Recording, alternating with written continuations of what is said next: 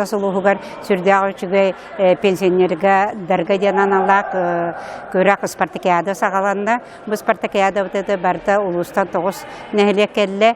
Бу спартакиада командный болбакка личное первенство ихин күрәктәһи амбастакыннан улуска гытыллар. Олихим боллаганы же 9 нәһлектән бәйләрен колонан көрәрләр кәлбет фанат спортсменнар бит. Издухулардан спортнан жарыктаначылар, физкультурадан физкультуранан жарыктаначылар кеттәкәлләр. Онан бихи сүрдәгән йөрде бит.